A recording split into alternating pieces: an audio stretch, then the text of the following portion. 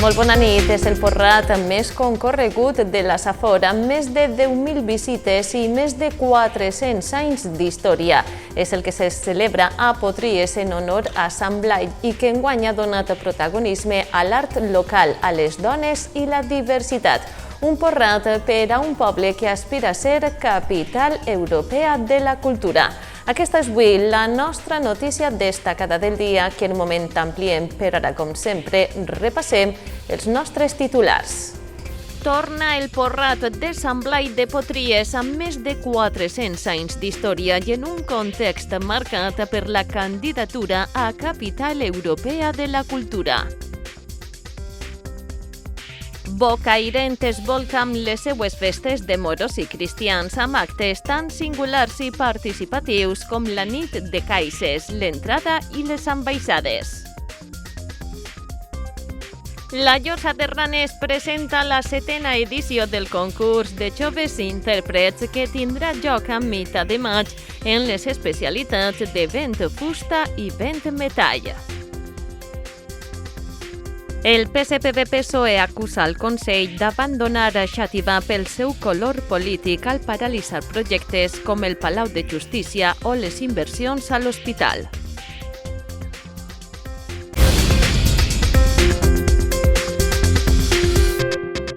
Com els comentàvem a l'inici del nostre informatiu, Potries, única localitat valenciana i la més menuda que aspira a ser capital europea de la cultura, ha celebrat el seu porrat de Sant Blai, demostrant que mereix aquest reconeixement. El porrat de Sant Blai ha tornat aquest cap de setmana del 6 al 8 de febrer a Potries. El municipi casoler s'ha vestit de gala per a demostrar la força d'un poble menut que vol ser capital europea de la cultura, acollint una nova edició de tan tradicional cita amb una intensa programació musical i cultural. Una de les primeres tenia lloc dissabte a les 11 amb la inauguració de la Fira Gastronòmica Artesana i de Proximitat, amb la colla de cabuts, el Gidoner d'Ador. El que fem amb el porrat d'enguany és demostrar un any més la força que tenim els pobles menuts per a continuar fent cultura i més enguany que ens presentem a Capital Europea de la Cultura 2031. Estem ara mateix en una competició del que es tracta és de demostrar que els pobles fem cultura, que fem cultura de qualitat i que tenim tot el dret del món, totes les persones que vivim en els pobles, de tindre tanta cultura com es tenen en les ciutats. Per a Potries, ser capital europea de la cultura significaria aconseguir algo que no és sols per a Potries, sinó per a tots aquests pobles menuts, per a aquest món rural que dia a dia intentem fer valdre el nostre valor, valga la redundància, no? De que així podem viure, ens mereixem viure i tenim molts drets que aquesta capital europea de la cultura hauria de reconèixer per a poder traspassar totes les fronteres i que arribi la nostra problemàtica, el nostre dret a Europa. Un porrat de més de 400 anys d'història declarat festa d'interès turístic provincial i bé immaterial de rellevància local i també consolidat com el més concorregut de la Safor. El porrat de Potries té més de 400 anys d'història, des de principis del segle XVII, i al final s'ha convertit en un porrat de referència perquè s'ha mantingut en el temps i s'ha sabut adaptar als nous temps. Estem molt contents, molt contentes que junt amb el porrat de Potries, que al final ha sigut el més referent, el porrat de Sant Macià de Ròtova i el de Sant Antoni de la Font d'en Carròs, hagin fet emergir tants altres pobles que ara estan recuperant els seus porrats, una festa molt valenciana que es va perdre i que ara, gràcies a tot això, al nostre esforç, també s'està recuperant en altres pobles. Estem molt contents, molt contentes de que tinga tanta rebuda el nostre porrat. Al final estem parlant d'un poble de 1.000 habitants que aconsegueix que es multipliqui la seva població per 10 i al llarg del porrat passen més de 10.000 persones. Enguany especialment estem notant que la gent ens està acaronant molt, venim molt a les activitats i jo crec que enguany serà un porrat de xifra rècord. Un porrat que enguany dona protagonisme a l'art local, les dones i la diversitat, que sempre introdueix novetats al programa com noves visites guiades al museu i l'ampliació de l'oferta de dinamització cultural amb més torns per a tallers de ceràmica. Enguany hem decidit fer alguns canvis en la programació, és de veres que és una programació prou consolidada en algunes coses, però enguany hem decidit fer una visita teatralitzada també al museu, en fem una a la Ruta de l'Aigua i enguany hem incorporat una al museu. És la història del museu contada des de la perspectiva d'Amparo, que era la dona de l'alfarer. També tenim una visita al museu, que és una instal·lació sonora, és una experiència sonora en la que pots gaudir dels sorolls de l'aigua, del fang, de la terra, dels alfarers del poble. I també demà un plat fort, després del sarao, que és un dels punts més importants d'este Porrat, tindrem l'actuació de Xoriçamell per a dinamitzar els espais de food trucks on la gent ve a dinar. No falten tampoc els elements més tradicionals com la representació dels titelles de Sant Blai i la seva relíquia, i la possibilitat de passar-se la relíquia per la gola en l'església, perquè ja sabem que Sant Blai gloriós, cura'ns la gola i emporta't la tos. I Porrat significa poder passejar, contemplar i, com no comprar, als llocs del mercat gastronòmic i artesà, que s'alcen al voltant de l'Ajuntament, edifici del segle XVI que va pertànyer a la família Borja. Tenim 41 paradetes pel que fa al Porrat artesà que gestionem l'Ajuntament i després 40 més de fira, incluïdes les atraccions. Podem trobar un carrer on està més concentrada la gastronomia, on pots fer un tast de vi o comprar alguna cosa d'embotit, formatge, mel, i després hi ha un altre carrer on està concentrada l'artesania, persones que fan pendientes, ganxet, i després una plaça on estan les food trucks per a poder anar a esmorzar, dinar, sopar. Altra senya d'identitat d'aquest Porrat és que sempre es compta amb la col·laboració de les associacions locals. És un gust poder formar part de la programació d'este Porrat, que naix des de l'Ajuntament, però que sense la participació de les veïnes i dels veïns del poble i les associacions que també estan ajudant, col·laborant i en els punts d'alimentació, de venda de bunyols i demés, no seria possible. És una de les coses més boniques que passen en este poble de Potries i que és un orgull com a regidora poder-ho celebrar. Col·lectius com aquests que preparen els típics bunyols de carabassa i altres menjars per poder-se sufragar les activitats. I nosaltres el que fem és treballar, fem bunyols, fem menjar per a vendre. Així trobareu a les festes del Crist, trobareu a la confraria dels joves que fan la festa de la Divina Pastora i del Pilar i també a les dones de la confraria de la Mare de Déu del Carmen. Tots plegats treballem per fer els bunyols i per fer el menjar amb el que reconfortar a tots els nostres visitants que venen de totes les comarques veïnes, comarques germanes de la Vall d'Albaida, Marina Alta, Marina Baixa, les Riberes, gent que ve any rere any a complir amb una tradició com és passar-se l'osset per la gola i a compartir una jornada lúdica i festiva amb tots nosaltres.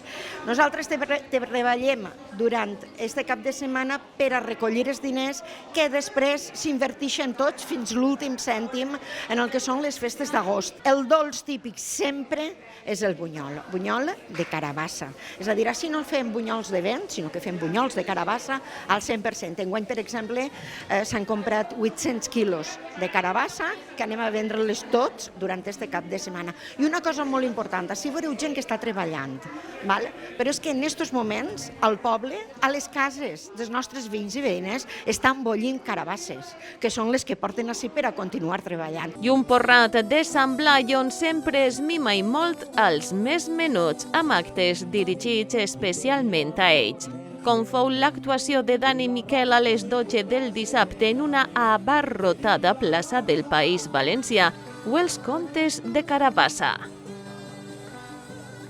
Avui les ambaixades precedides per la pólvora han protagonitzat el tercer dia de festes de moros i cristians a Bocairent. El dissabte, en el dia de l'entrada, moltes foren les autoritats convidades, com la vicepresidenta primera de la Diputació, Natàlia Enguix, qui ha confirmat que enguany les comparses tornaran a rebre l'ajuda de la institució. Bocairent es troba immersa en les seues festes de moros i cristians en honor a Sant Blai, declarades d'interès turístic nacional, i que un any més es viuen amb la intensitat i la personalitat que les converteixen en un dels grans referents festius i culturals de tota la comunitat. 9 són les filades que participen activament, 5 cristianes, espanyoletos, granaders, contrabandistes, suavos i estudiants, i 4 mores, moros vells, moros marins, marrocs i mosqueters. La programació s'encetava el divendres 5 de febrer amb la nit de caixes. Els 6 centenars de festers avillats amb la tradicional manta bocairentina, amb tabals i fanals, recorren els carrers més emblemàtics per a commemorar el patronatge de Sant Blai.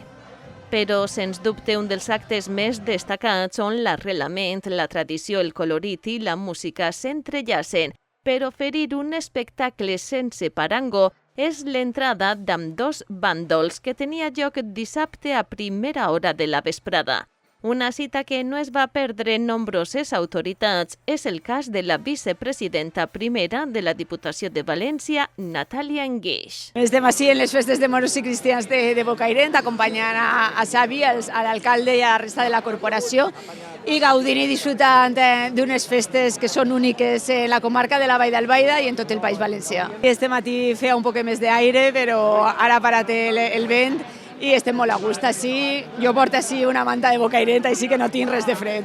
Les festes de moros i cristians de Bocairent són una senyal, un símbol de la seva identitat, de les seues tradicions, d'una manera, d'una forma de viure en una població de la Vall d'Albaida que és molt típica dels pobles d'ací, de la nostra comarca. L'alegria, la festa, les tradicions i sobretot també l'estar junts, el disfrutar de la família i dels amics. Jo crec que la Diputació de València sempre és una aliada dels nostres pobles, ho és en matèria d'inversió, ho és en matèria de suport econòmic i ho és també de recolzament en l'àmbit de cultura i en l'àmbit fester.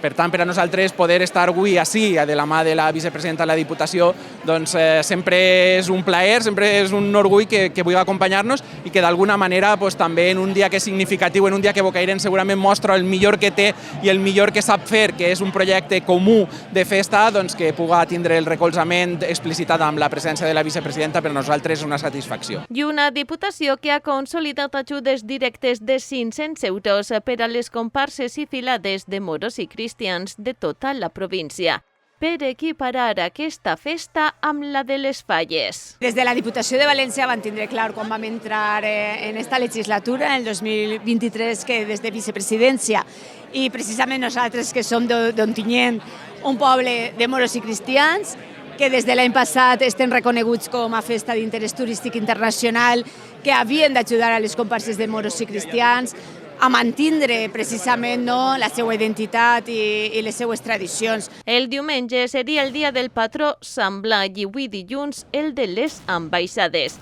l'escenificació del Parlament entre moros i cristians per la conquesta del castell i que venen marcades per la gran quantitat de pólvora disparada. En maig arriba a la Llosa de Ranes la 7a edició del concurs de joves intèrprets i amb les ja tradicionals especialitats vent fusta i vent metall. Les inscripcions estan obertes fins al 29 d'abril per als joves músics d'entre 13 i 18 anys a la pàgina web concursodemusica.com.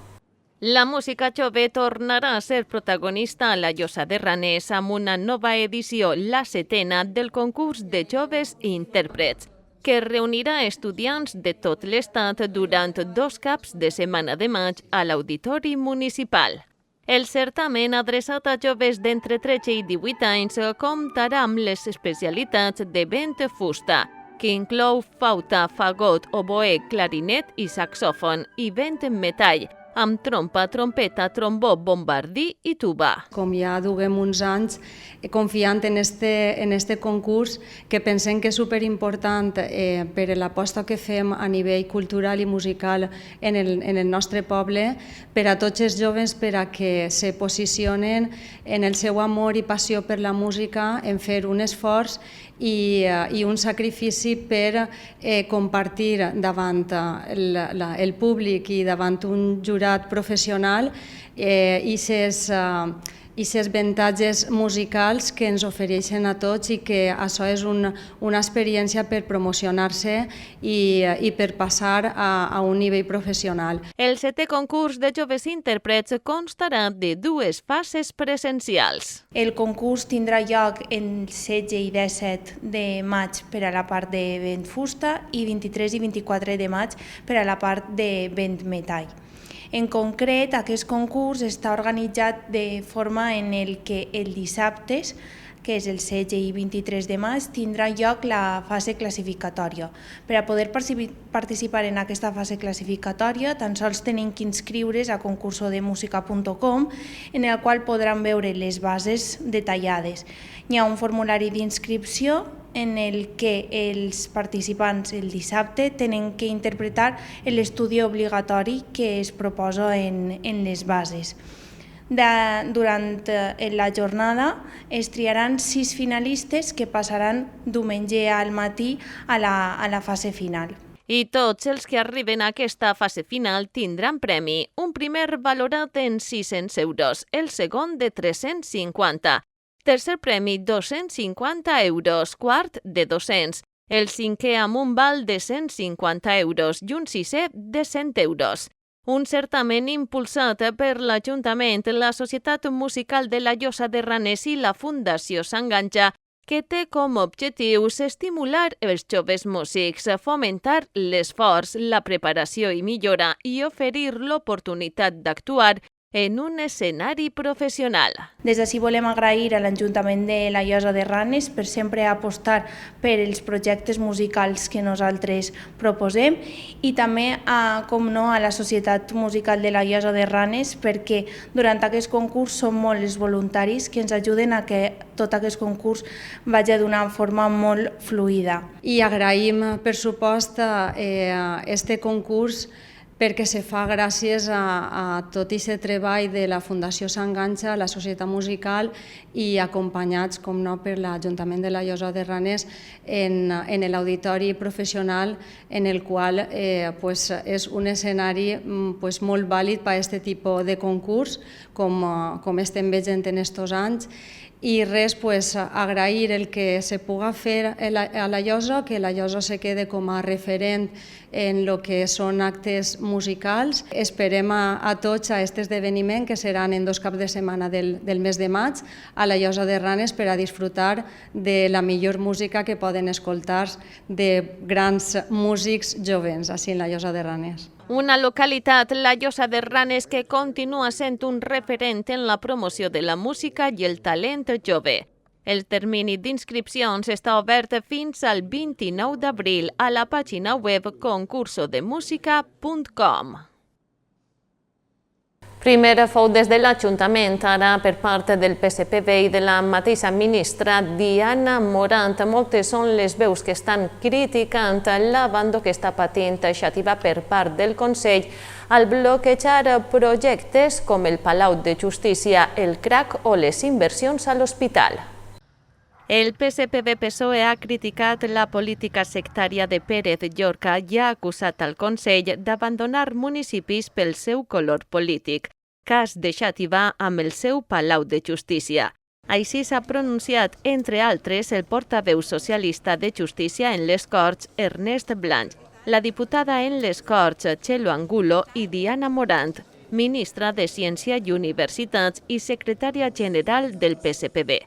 Morant, en la seva visita a la capital de la Costera amb motiu de la tercera jornada d'epidemiologia, mostrava el seu recolzament a l'Ajuntament front a aquesta decisió unilateral de Conselleria de cancel·lar la inversió de 25 milions d'euros pactada i projectada des de fa 8 anys per a la construcció dels nous jutjats en l'antic convent de Santa Clara, per plantejar ara una nova ubicació sense cap criteri de rigor. Una mesura que contraposava amb la recuperació de les competències en matèria de violència de gènere. I alhora tinc que lamentar que mentre que el govern d'Espanya amplia amb aquest jutjat i torna les competències contra la violència de gènere a nivell judicial per a Xàtiva, el govern de Pérez Llorca i de la Generalitat Valenciana el que està fent és dilatar o inclús abandonar el projecte del Palau de Justícia de Xàtiva. I ens tenim que remuntar fins a l'any 2018. És que aquest projecte està acordat entre l'Ajuntament de Xàtiva i la Generalitat Valenciana des de l'any 2018. L'Ajuntament de Xàtiva havia de cedir un espai, en aquest cas el convent de Santa Clara. L'Ajuntament de Xàtiva ja ha aprovat totes les llicències, ha destinat 2 milions d'euros, 2 milions d'euros per a aquesta infraestructura, que és el Palau de Justícia, i ara la Conselleria i el Govern de la Generalitat Valenciana ix amb que prefereix una altra ubicació.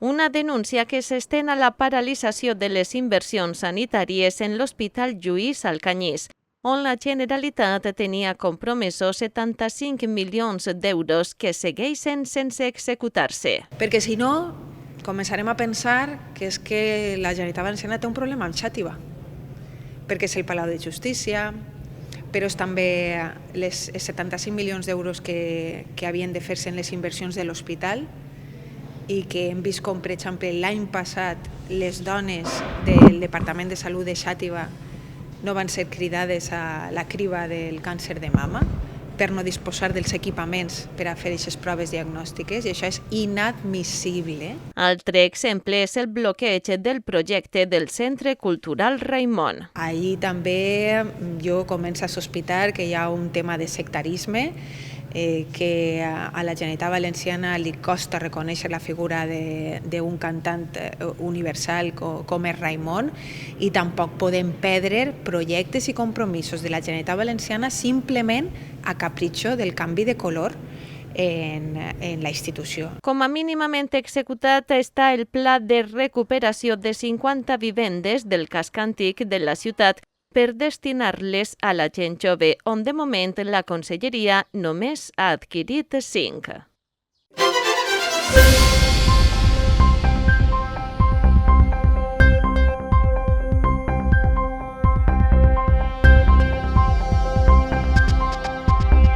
Demà a les 9 del matí s'activa l'alerta taronja per vent a les nostres comarques en una jornada de pujada dels termòmetres, de núvols i clars i algun possible ruixat aïllat. Les mínimes aniran dels 14 als 16 graus, les màximes 23 per a Xàtiva i 20 per a Ontinyent i Énguera. La mateixa situació es viurà a les comarques costaneres, on ambdues capitals compartiran el valor alt, 22 graus. De mínima 17 per a Gandia i 13 per a Dénia.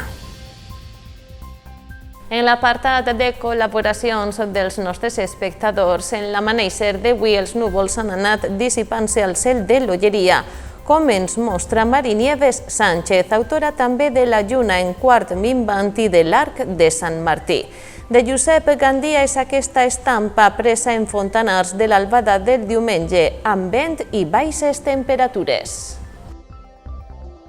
I ja saben que si volen col·laborar en aquesta secció només han d'enviar les seues instantànies del dia al correu info@comarcal.tv. I també ja saben que totes aquestes notícies ja les tenim penjades a la nostra pàgina web comarcal.tv. I així, com sempre, acomiadem aquest informatiu. És tot. Ens veiem en properes edicions.